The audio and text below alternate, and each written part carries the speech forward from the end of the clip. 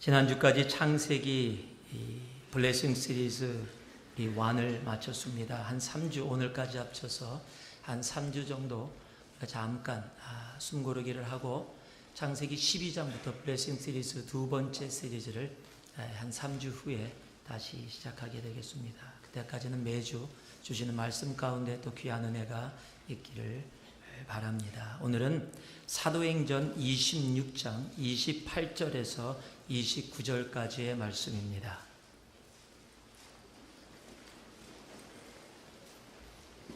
매주마다 굉장히 망설여지시죠? 언제 일어나나? 일어났다 앉았다 안 일어나면 어색하신데 그래도 그냥 말씀 읽는다 그러면 동시에 함께 일어나셔서 우리 말씀 봉독하면 됩니다. 우리 사도행전 26장 28절에서 29절 말씀 우리 한 목소리로 함께 봉독해 올리겠습니다. 아그리빠가 바울더러 이르되 내가 적은 말로 나를 권하여 그리스도인이 되게 하려 하는도다. 바울이 가로되 말이 적으나 많으나 당신뿐 아니라 오늘 내 말을 듣는 모든 사람도 다 이렇게 결박한 것 외에는 나와 같이 되기를 하나님께 원하노이다 하니라. 아멘. 자, 우리 옆에 있는 분들에게 다시 한번 쳐다보시면서 이렇게 얘기해 보세요. 당신이 나와 같이 되기를 바랍니다.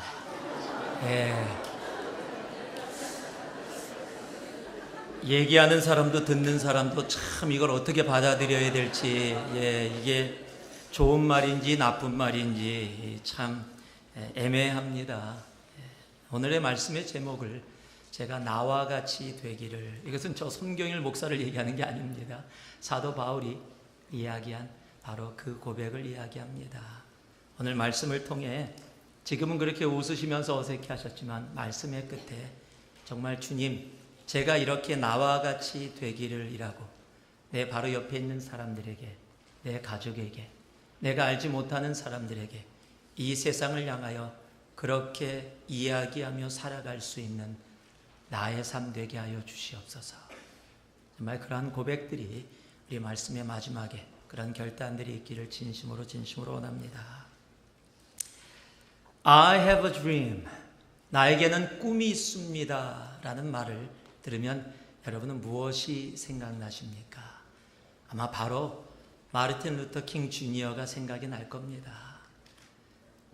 1963년도 8월 28일 워싱턴 기념관에서 연설했던 바로 그 연설, I have a dream 이라고 외쳤던 그 말이 기억날 때 마르틴 루터 킹 주니어뿐만 아니라 그를 통해서 이루었던 흑백 차별을 없애는 그 시작의 엄청난 걸음이 되어졌다는 것을 우리들은 다 알고 있습니다. 그래서 그저 I have a dream이라는 단어가 오는 말이 그냥 한 센텐스다. 꼬마가 I have a dream 이야기하는 그 정도의 의미가 아니라 I have a dream 하면 그 속에 담겨있는 모든 것이 함께 내 삶 속에 다가오는 것을 우리들은 느낄 수 있을 겁니다. 왜냐하면 이 단어 안에, 이 문장 안에 마르틴 루터 킹 주니어의 삶이 담겨있기 때문입니다. 그는 I have a dream이라는 이 문장 안에 자신의 생명을 바쳤습니다. 그러기에 이 문장은 그저 주어, 동사, 목적어로 이루어진 문장이 아니라 한 사람의 인생이 담겨있는, 우리가 살고 있는 이 땅과 세계를 변화시키는 엄청난 말이기에 그 말을 들을 때는 그냥 단순하게 다가오지 않는 것이 사실입니다. 한 사람의 말은 어쩌면 그 사람의 인생을 담고 있을 때가 있습니다. 여러분은 남편과 아내, 또 여러분의 자녀, 여러분이 잘 알고 있는 형제 자매들을 생각할 때 내 남편을 생각하면 떠오르는 말들이 있습니까? 내 아내를 생각하면 떠오르는 말들이 있습니까? 내 자녀들을 생각하거나 내가 사랑하는 사람들을 생각할 때 혹시 떠오르는 말들이 있으십니까? 혹시 남편을 생각하면 아우 짜증나, 밥 해줘, 막 혹시 이런 단어 떠오르시는 분들은 아마 남편을 생각할 때 그 단어를 가장 많이 들었을 거라고 생각을 합니다. 한 사람의 말, 그 말들에는 우리가 원든 원치 않든 그 한 사람의 인생의 무게가 담겨 있을 때가 참으로 많이 있습니다. 창세기 47장에 보면 바로와 야곱의 이야기가 적혀 있습니다. 야곱이 애굽으로 가서 바로라는 이 애굽의 왕 앞에 섰습니다. 그 바로 왕이 이렇게 야곱에게 묻습니다. 당신의 나이가 몇 살입니까? 당신은 꽤 오래 살았던 시대기에 야곱이 이렇게 대답을 합니다. 내 나이가 내 조상에 비하면 적은 130밖에 되지 않습니다. 분명히 나이를 물었기 때문에 나이로만 대답하면 됩니다. 그런데 묻지 않은 대답을 성경은 기록하고 있습니다. 바로 내 나이가 130입니다라고 고백한 바로 다음에 야곱이 연이어서 한 고백이 무엇이냐면 내 인생은 참으로 험악했습니다. 나는 참으로 험악한 인생을 살았습니다 라고 고백을 해요. 그것은 무엇을 얘기합니까? 내 마음에 내 삶에 담겨 있었던 언어라는 거예요. 그것이 나오는 겁니다. 저 사람이 묻지도 않았는데 내 삶 속에 담겨 있었던 인생이라는 단어를 생각하면 참으로 험악했었다라는 자연스러운 말이 그렇게 나와버리는 겁니다. 그것이 야곱을 생각하는 야곱의 인생의 정의였습니다. 성경은 그렇게 이야기한 사람들이 참으로 많습니다. 그런 사람들의 그런 고백들과 자신을 대표하는 말들을 한 사람들을 통해서 하나님은 하나님의 성경의 역사들을 어떻게 보면 이어와셨는지도 모릅니다. 여호수아 14장에 보면 갈렙이 이야기가 나옵니다. 이제 이스라엘 백성들이 가나안 땅에 들어가서 12지파가 땅을 나누는 과정입니다. 모두 추첨을 통해서 제비뽑기를 통해서 이제 땅을 나누기로 했습니다. 그런데 갈렙이 먼저 나섭니다. 이 산지를 내게 주소서. 이 산지는 헤브론 땅을 이야기합니다. 헤브론 땅은 아직 이스라엘이 정복하지 못한 땅입니다. 즉 12지파가 땅을 나누는데 아마 모두들 전부 다 그 땅이 뽑히지 않기를 바랬을 겁니다. 왜냐하면 그 땅에는 거인들이 살아가고 있고 아직도 정복되지 않은 땅이기에 그 땅이 뽑혀지면 그 지파는 고생해서 그 땅을 정복해야 하기 때문에 힘든 땅이기에 아무도 원치 않았을 겁니다. 그런데 갈렙이 나서서 이렇게 이야기합니다. 40여 년 전에 하나님이 모세를 통해서 나에게 약속하신 것이 있습니다. 바로 그 땅을 나에게 주시겠다라는 겁니다. 이 산지를 나에게 주시옵소서. 여러분, 갈렙은 이 이야기 전에 별로 등장하지 않습니다. 아니, 이 이야기 전에 등장한 것이 바로 40년 전의 이야기입니다. 40년 동안 갈렙이 어떻게 살았는지를 성경은 기록해 놓고 있지 않습니다. 그런데 40년 만에 등장해서 하는 첫 번째 말이 이 산지를 내게 주소서라는 말씀이에요. 여러분, 그 말씀 안에, 그 말 안에, 그 한 문장 안에 갈렙의 40년의 인생이 담겨 있는 겁니다. 성경은 비록 기록하고 있지 않지만 그 한마디에 갈렙이 40년 동안 어떠한 모습으로 살아왔는지를 우리들은 알 수 있게 되는 겁니다. 왜냐하면 그 인생이 바로 그 한 문장에 담겨 있기 때문입니다. 시편 57편에 보면 다윗의 고백이 있습니다. 시편 50편 처음에 보면 사울에게 쫓겨서 굴에 있을 때라고 시작을 합니다. 즉 사울왕에게 쫓겨서 지금 굴에서 정말로 어찌할 바를 모르고 있는 상황 가운데 다윗의 고백이, 이런 고백이 7절 8절에 적혀 있습니다. 내 마음이 확정되었고 확정되었사오니 내가 노래하고 내가 찬송하리이다. 계속해서 뭐라고 얘기합니까? 내가 새벽을 깨우리로다. 내가 갈 길이 없는데, 지금 아무것도 보이지 않는데, 그런데 다윗은 이렇게 고백을 하는 겁니다. 힘들고 지치고 어려운 상황 가운데서도 그 속에 내가 어둠 가운데 머물러 있다 하지만 어둠에 머물지 않고 내가 새벽을 깨우며 나아가는 나의 인생이 되기를 내가 주님과 함께 확정했다라고 고백하는 그의 고백이 바로 다윗 왕의 삶을 만들어낸 겁니다. 오늘 본문은 사도 바울이 아그리빠 왕 앞에서, 그리고 베스토라는 로마의 총독 앞에서 고백한 고백입니다. 지금 이 입장이 어떻게 되냐면요, 바울은 지금 2년 동안 감옥에 갇혀 있었습니다. 그리고 이제 아그리빠 왕 하면서 베스토 총독 앞에서 이제 센텐스를 받고 어떻게 될지 모르는 상황입니다. 죄인과 죄인을 심판하는 자의 자리입니다. 근데 바울은 죄인의 자리에 있습니다. 그가 자신의 삶을 간증하며 그 자리에서도 복음을 나눴습니다. 그랬더니 그 복음을 들은 아그리빠가 얘가 작은 말로 나를 그리스도인이 되게 하려고 하는구나 라고 꾸짖는 듯이 이야기를 했습니다. 그 왕 앞에 담대히 외친 사도 바울의 고백이 나와 같이 되기를 원한다. May you become what I am.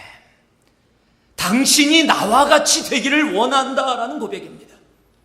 2년 동안 감옥에 갇혀 있었던 삶에 대해서 또한 성경은 기록해 놓고 있지 않습니다. 그럼에도 불구하고 사도 바울이 그 한마디로 그 2년의 감옥 생활 동안에서도 어떠한 삶을 살았는지를 우리는 분명코 알 수 있게 됩니다. 여러분, 우리 입술을 통해서 나오는 한마디, 계획된 말이 아니라 내 삶에서 우러나오는 한마디가 바로 내 인생을 대표하는 말이 되어질 수 있습니다. 그것은 내가 계획한다고 만들어질 수 있는 언어가 아닙니다. 그것은 내가 살아오는 내 삶의 고백이기 때문에 그렇습니다. 오늘 우리가 이 사도 바울처럼 그렇게 고백하며 나아갈 수 있는 우리가 되기를 소망합니다. 세상을 향해 내 주위에 내 사랑하는 형제자매들을 통해 나와 같이 되기를, 적은 말이나 긴 말이나 아무 상관없이 나와 같이 되기를 원한다. 여러분, 그렇다면 이 나와 같이 되기를 원한다라는 그 사도 바울의 삶은 과연 어떠한 삶이었을까요? 오늘 이 사도행전 26장이 그 사도 바울의 삶을 우리들에게 보여줍니다. 이 삶이 우리들의 삶이 되기를 소망하고 우리들 또한 그렇게 고백하며 나아가기를 주님의 이름으로 축복합니다. 우리가 15절 말씀 같이 한번 봉독하겠습니다. 15절 말씀 같이 합니다. 내가 대답하되 주여 니시니이까 주께서 가라사대 나는 내가 핍박하는 예수라. 사도 바울의 삶에 가장 중요한 사건이 하나 있었다면 그 사건은 바로 이 다메섹이라는 사건일 겁니다. 사도행전에 보면 9장, 22장, 오늘 26장에 계속해서 반복되어져 나오는 사도 바울이 이야기할 때마다 등장하는 이야기가 바로 이 다메섹의 이야기입니다. 이야기는 뭡니까? 사도 바울의 삶의 획을 사건이기에 그가 그의 인생을 나눌 때마다 결코 빼놓지 않고 빼낼 수 없는 중요한 이야기라는 사실입니다. 이 다메섹의 이 사도 바울의 삶에 있기까지도 어떻게 보면 사울이라는 사람은 하나님을 열심히 믿었던 사람입니다. 가멜리엘이라는 굉장히 유명한 율법사 밑에서 그는 하나님의 말씀을 배웠고 또 다메섹에 가기까지 하나님을 위해서 인생을 들여서 살아갔던 사람이었습니다. 그런데 왜 다메섹을 이렇게 사도 바울이 강조합니까? 이유는 하나입니다. 그 전과 후가 완전히 달라졌기 때문입니다. 동일한 하나님인데 그 동일한 하나님 앞에 다른 삶이 되어졌다는 겁니다. 그곳에서 예수를 인격적으로 온전히 만났기 때문입니다. 저는 감히 이렇게 이야기하겠습니다. 다메섹에서 예수를 만난 바울을 저는 신앙인이다라고 이야기하겠습니다. 그렇다면 다메섹에서 예수를 만나기 전에 사울을 저는 종교인이다라고 이야기할 수 있습니다. 종교인과 신앙인은 다릅니다. 다메섹에서 예수를 만나기 전에 사울이라는 사람은 종교인으로 살았습니다. 자기가 믿는 것이 옳다라고 다른 사람을 핍박하면서 그렇게 살았습니다. 그러나 예수를 만난 그 순간부터 그의 삶은 변했습니다. 다른 이들을 핍박하고 죽이는 자리에서 다른 이들을 살리고 생명을 나누는 자리로 바뀌어졌다라는 사실입니다.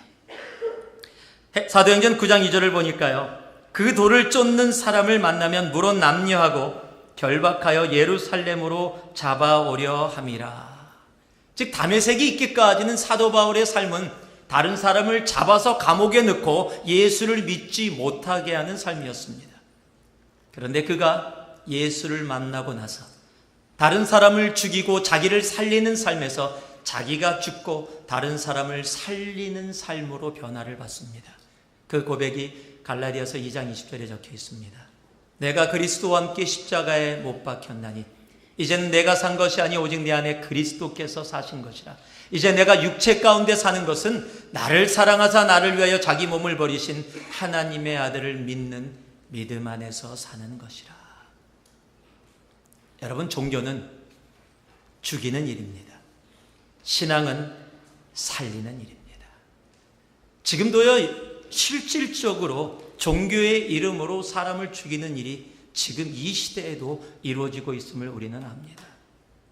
바로 지난주에 세 곳에서 테러가 있었습니다. 테러가 있었는데 테러가 있었던 이유가 뭐냐면 IS라는 이슬라믹 스테이트라는 이 극단주의자 이 무슬람들이 세운 나라입니다. 뭐 나라도 아니죠. 테러 단체지요. 자기네들이 나라라고 이야기하는 것뿐입니다. 그들이 1주년이 됐습니다. 그 나라를 선포한 지. 그 1주년 기념으로 폭탄 테러를 했고 무려 220명을 죽였습니다. 디즈니라는 아프리카 북단 쪽에 있는 휴양지에서 그곳에서 쉬던 사람들 앞에서 총을 쐈습니다. 그곳에서 수십 명이 생명을 잃었습니다. 프랑스의 한 공장에서 여러분 목을 따는 그 처형, 사람을 죽이는데 그렇게 비참하게 사람을 죽이고요. 그 목을 옆에다 매달고서 셀카를 찍었어요. 종교의 이름으로 여러분 셀카를 그렇게 찍습니다. 그리고요, 여러분 이슬람 안에는 다 똑같은 것이 아니라 수니파와 시아파라는 두 개로 나누어져 있는데 시아파가 조금 소수입니다. 그런데 쿠웨이트의 그 시아파라는 같은 이슬람입니다. 시아파라는 그 소수파 종교가 예배를 드리고 있는 곳에 자살폭탄으로 뛰어들어서 그곳에 예배 드리던 사람들을 수없이 죽였습니다. 그리고 자신 있게 이야기합니다. 우리가 했다. 우리가 했다. 여러분, 종교의 이름은 이렇게 지금도 사람들을 비참하게 죽입니다.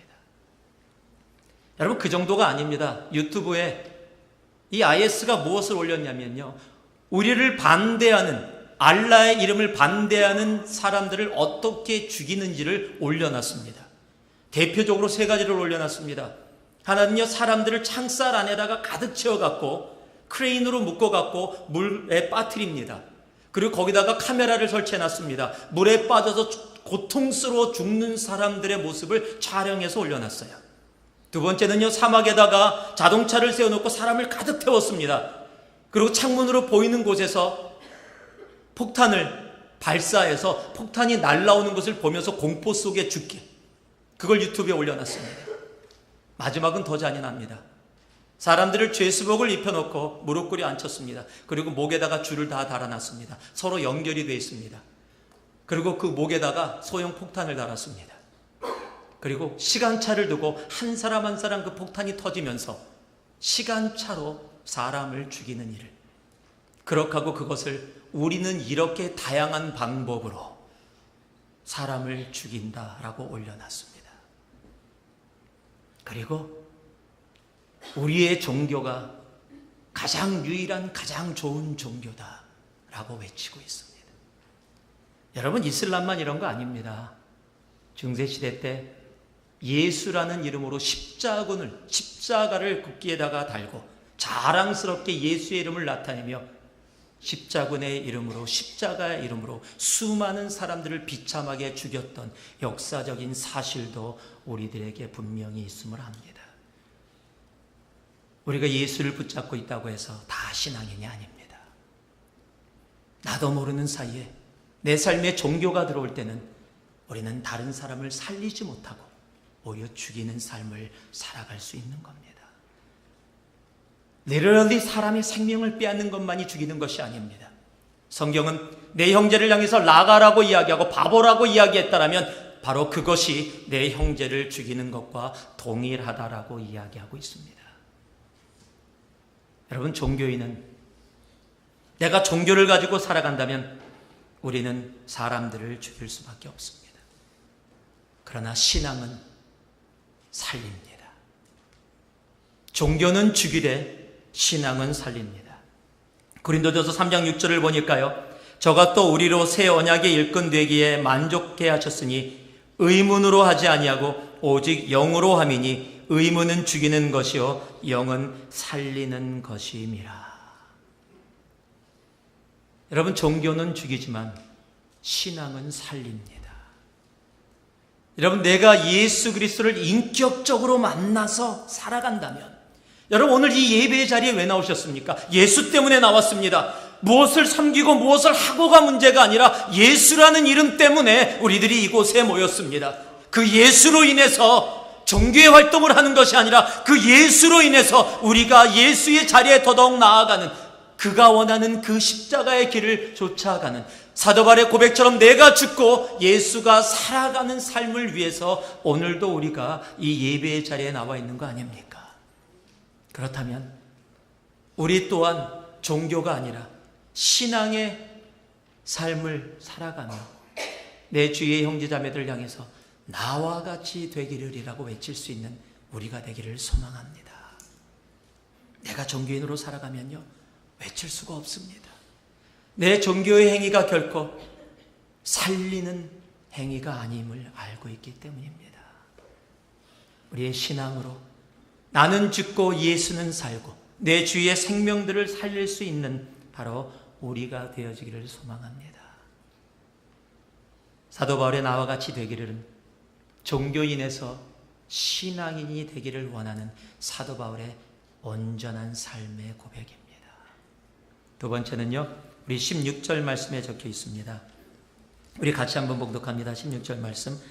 일어나 내 발로 서라. 내가 내게 나타난 것은 곧 내가 나를 본 일과 장차 내가 내게 나타날 일을 너로 사환과 증인을 삼으려 함이니. 16절에서 얘기하는 것이 무엇입니까? 일어나 내 발로 서라. 이제 서라. 이제는 설 수 있다. 왜냐하면 내가 내 앞에 무릎 꿇었기 때문이다. 그런데 이제 설 때 내가 너를 새롭게 만드는데, 여태까지 종교의 이름으로 내가 내 삶의 주인으로 살아갔다면 이제는 나 예수의 사환과 증인으로 살아가게 될 것이다 라는 겁니다. 사도 바울의 나와 같이 되기를이라는 고백은 우리 인생의 주인의 자리에서 내려와 예수의 종이 되어지는, 증인이 되어지는 그 삶이 되기를 바라는 진정한 고백입니다. 여러분, 예수를 믿는다고 하면서도, 예수를 주인이라고 고백하면서도 참 우리 인생의 주인으로 우리는 너무 잘 살아가요. 주님도 오셨을 때 바리새인들을 향해서 이렇게 얘기했습니다. 마태복음 7장 21절에 보면 나더러 주여 주여 하는 자마다. 이 얘기 뭡니까? 예수를 향해서 주님이라고 고백했다라는 거예요.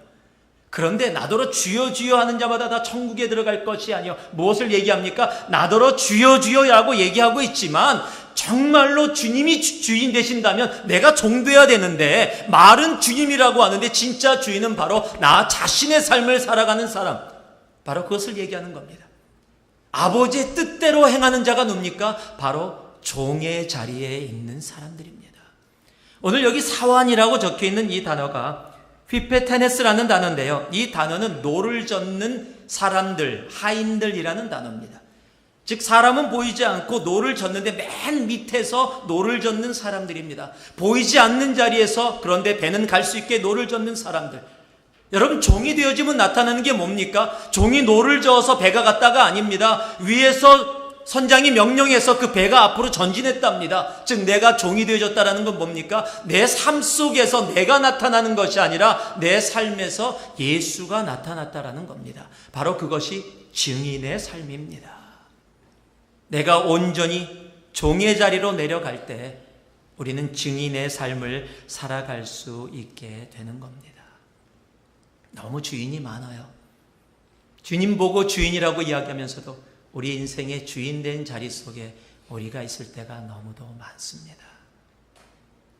여러분 어떻습니까? 여러분의 인생의 진정으로 주인이 바로 예수 그리스도십니까? 아니면 오늘도 내가 살아가는 내 삶의 결정들이 내가 원하는 대로 내가 결정 내리고 내가 하는 것 아닙니까?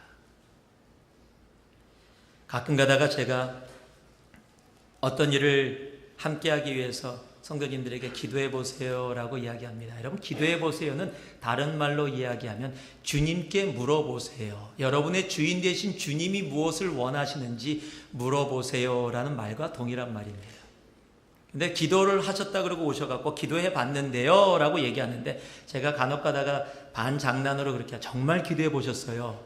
그럼 머뭇머뭇하시는 분이 가끔가다 계세요. 기도해 보지 않고 다 생각해 봤어요. 내가 이 일을 할 수 있나, 하면은 어떨까, 무엇이 어떻게 될까, 그냥 너무 생각을 많이 하셨어요. 생각해 보니까 도저히 이루어지지 않는 겁니다. 그러니까 기도해 봤습니다 라고 이야기될 때가 있어요. 여러분, 기도한다라는 것은 우리의 주인 되신 예수님이 그 일에 대해서 나로 하여금 어떻게 하기를 원하시는지 묻는 행위 중에 하나입니다. 그러니까 기도한다라는 것은 주님, 나는 이거 하기 싫은데 주님, 주님의 뜻은 무엇입니까? 라고 묻는 게 기도예요. 그런데 주님의 뜻을 알아요. 성경에 적혀 있는 부분 통해서 확실히 알아요. 그러면 묻고 싶지 않는 거예요. 내가 하기 싫으니까. 그러면 그 부분은 적어도 내가 주인인 겁니다. 여러분, 내 삶이 주인 되어지는 자리에서 내가 종의 자리로 내려와야 담대히 사도 바울처럼 세상을 향해서 나와 같이 되기를 외칠 수 있게 되어집니다. 우리 인생의 주인의 자리에서 오늘 이 예배 가운데 내려올 수 있는 우리가 되기를 소망합니다. 그리고 여러분, 주님의 종의 자리에 들어갈 수 있기를 진심으로 원합니다. 여러분, 진짜 행복한 자리가 바로 그 자리입니다. 우리의 주인 되신 주님께서 모든 것을 책임지시고 우리의 인생의 모든 것들을 감당해 주시기 때문입니다. 주님 앞에 오늘 내가 주인 된 나의 삶의 모든 것을 내려놓고 주님의 종으로, 그리고 그 종의 삶을 통한 증인의 삶으로 나아갈 수 있는 우리가 되기를 원합니다. 그럴 때 디모데후서 4장 2절에 적혀있는 말씀처럼 너는 말씀을 전파하라. 때를 얻든지 못 얻든지 항상 힘쓰라. 이것은 입으로만 전하라는 이야기가 아닙니다. 때를 얻든지 못 얻든지 내 삶이 주님의 종의 삶을 살아가고 있다면 이미 내 삶은 주님의 증인이 되어지는, 복음을 전파하는 삶이 되어져 있는 겁니다. 내 삶의 주인됨을 나 내려놓고 정말 주님이 원하시는 종의 삶을 살아갈 수 있는 여러분 되기를 주님의 이름으로 축복합니다. 마지막으로 우리 24절 말씀입니다. 같이 한번 봉독하겠습니다. 24절 말씀 함께합니다. 시작. 바울이 이같이 변명하며 베스도가 크게 소리하여 가로되 바울아, 내가 미쳤도다. 내 많은 학문이 너를 미치게 한다 하니. 한 정신병원에 환자가 있었습니다. 그런데 어느 날 이 환자가 이렇게 외치면서 사람들을 모으고 다닙니다. 내가 메시아다. 나를 믿어라. 그랬더니 이 말이 얼마나 강력하든지 온 병동에 있는 환자들이 전부 다 그 사람을 쫓아다니면서 그냥 메시아님, 메시아님 하고 외치는데 단 한 사람만 뻣뻣하게 그 사람을 노려보면서 같이 안 다니는 거예요. 이 메시아라고 외치던 환자가 화가 났습니다. 그래서 그 사람을 불러다가 이렇게 얘기해. 너는 누구기에 감히 메시아 앞에서 그렇게 뻣뻣하게 서 있을 수 있느냐. 그랬더니 오히려 그 사람이 화를 내면서 그 메시아라고 외치는 환자에게 이렇게 얘기합니다. 내가 대체 언제 너를 보낸 적이 있느냐. 자기가 하나님이라는 것이요. 여러분, 세상이 정신병원에 있는 그 어려움과 지금 여기서 얘기하는 미침은 분명히 다른 부분이 있어요. 그러나 같은 부분도 있습니다. 진짜로 믿는다는 거예요. 가짜가 아니라 미치면은요, 정말로 한 가지를 향해서 집중한다라는 겁니다. 여러분, 세상이 지금 뭐라고 얘기하고 있습니까? 사도 바울이 복음을 나눴더니 베스도란 총독이 뭐라고요? 크게 소리하여 가로되, 이거는 화가 나서 외쳤다라는 겁니다. 뭐라고요? 바울아, 내가 미쳤도다. 내가 공부한 모든 학문이 너를 미치게 했다. 이건 욕입니다, 지금. 그런데 그가 본 것이 뭡니까? 지금 한 가지만을, 지금 베소는 여러 가지 삶을 바라보고 있는데 사도 바울은 지금 죄인의 입장인데 자기 같으면 어떡하든지 여기서 풀려나가기를 원해야 될 텐데 풀려나가는 것이 아니라 지금 죄인의 자리에서 오히려 죄인이 아닌 것처럼 자기를 향해서 복음을 전하고 너가 나와 같이 되기를 원한다라고 외치는 그 모습이 이해가 되어지지 않는 겁니다. 그래서 미쳤다라고 이야기하는 겁니다. 여러분, 예수를 온전히 믿으면 이해되어지지 않는 부분이 분명히 있을 수 있습니다. 성경은요, 그런 사람들의 이야기들을 굉장히 많이 적어놓고 있습니다. 아브라함은 주님이 원하신다고 이삭 자기 아들을 바치려고 했습니다. 여러분, 그 일을 통해서 아브라함이 믿음의 조상이 되어진 겁니다. 여러분, 그것이 가능한 일입니까? 그런데요, 미치면 가능합니다. 지금 이 미침이요, 세상이 얘기하는 어떤 어리석음이 되는 것이 아닙니다. 세상이 얘기하는 병원에 갈 사람이 되는 것이 아닙니다. 내가 예수께 집중하는 삶, 예수만 보이는 삶, 그 삶을 세상이 미쳤다라고 이야기하는 것뿐입니다. 다니엘은 어떻습니까? 하나님의 이름 때문에 사자굴에 들어갑니다. 다니엘의 세 친구는 어떻습니까? 하나님의 이름 때문에 극렬히 타는 풀무에 자진해서 뛰어듭니다. 베드로와 다른 제자들은 어떻습니까? 평생을 업으로 살았는데 고기 잡는 것밖에 모르는데 예수가 따라오라고 했더니 모든 거 다 버리고 그를 따라갑니다. 이런 사람들의 이야기가, 세상이 보면 미친 어리석은 사람들의 이야기가 성경에 나타나는 이야기들입니다. 세상은 우리를 향해서 손가락질할 수 있습니다. 어리석다라고, 세상의 가치관으로 보면 미쳤다라고 이야기할 수 있습니다. 그런데 우리 정말 예수께 미칠 수 있기를 바랍니다. 우리가 잘 아는 고 오카는 목사님, 그 오카는 목사님을 대표하는 한마디가 있습니다. 그 말이 광신론이라는 말입니다. 정말 온전히 하나님께 미쳤다라는 뜻입니다. 그 한 사람이 주님 앞에 미쳤더니 수많은 예수의 제자들이 그 한 사람을 통해서 엄청나게 한국 땅에 이루어졌고, 그는 지금 없지만 그를 통해서 복음을 받아들였던 수많은 사람들이 또 그 복음을 다른 사람에게 전하고 있는 겁니다. 사도 바울은 지금 세상을 향해, 우리를 향해 그렇게 외치고 있는 겁니다. 세상이 우리를 향해 미쳤다고 이야기해도 신경 꺼라, 신경 쓰지 마라. 미쳤다고 이야기해도 괜찮다. 좀 미치면 어떠냐? 미치면 미칠 수 있다. 무슨 말인지 아시겠습니까? 내가 미치면은요, 미칠 수 있다. reach out 할 수 있다. 세상이 할 수 없는 일을 우리는 할 수 있다라는 겁니다. 세상이 우리를 향해 손가락질 할 겁니다. 예수 믿는다고, 예수 때문에 내가 무엇을 손해본다라고 이야기하면은 바로 달려들어서 얘기할 겁니다. 그런데 예수 믿으면 행할 수 있습니다. 아니, 세상이 할 수 없는 일들을 할 수 있습니다. 오래전에 여러분하고 나눴던 기억이 납니다. 책 가운데 이런 책이 있습니다. 거꾸로 읽는 세계사라는 책입니다. 그 책의 한 부분이 기억이 납니다. 중국의 공산화에 대한 이야기입니다.